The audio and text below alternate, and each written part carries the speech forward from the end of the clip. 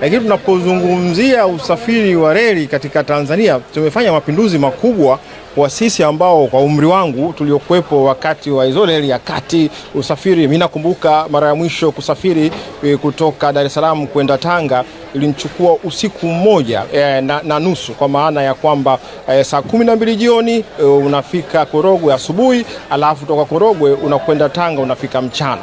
Sasa leo tunapoona SGR inapofanya kazi, ni moja ya mageuzi makubwa kwenye tasnia au sekta ya usafirishaji.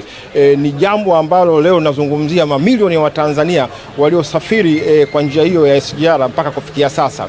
Sasa katika wakati wote ule, mahala popote pale duniani, quick zinatokea inapohusu usafiri. Nazungumzia uzoefu wangu katika nchi za Ulaya ambapo nipata kuishi. Leo ninavyozungumza, katika nchi ya Sweden kuna watu wamekaa siku 3 na ndugu msafiri kabisa alikuwa anakwenda Umeå kaskazini. Kutokana na hali za hewa kuwa ngumu, hali ya hewa ya baridi kali, imebidi treni nyingi ziahirishe safari zake. Inatokea Uingereza, inatokea Canada na kwingine kokote. Na yanayotokea siwe sababu ya kuwakatisha watu tamaa, na hizi kauli za mitandaoni zisitumike kwa ajili ya kupotosha ukweli. Ukweli, moja ya kupongezwa kwa shirika la reli ya Tanzania sasa hivi ni taarifa. Wanatoa taarifa kwa wakati. Wafanye jambo hilo kwa sababu ndilo ambalo abiria tunalihitaji. Inapotokea changamoto, nini kimetokea, wakati gani utarudi tena usafiri, taarifa ziwe zinatolewa kwa wakati, na ndizo ambazo zinaweza kubakisha imani ya wasafiri wa reli kwa sasa hivi. Kwa vinginevyo, watu wasikatishwe tamaa,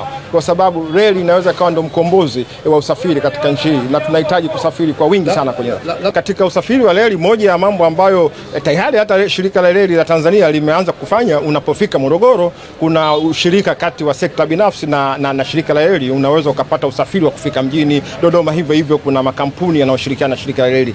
Hivyo pale ambapo reli inakuwa na changamoto, kuwepo na mbadala wa kwamba waabiria waliokwama basi watasafiri kwa kampuni fulani ya mabasi, watafikisha vipi mahala ambapo kuna kituo. Vyote hivyo vinaweza vikaongeza imani ya abiria inapohusu utumizi wa reli, kwa maana kwamba hata Ulaya huwa inatokea hivyo.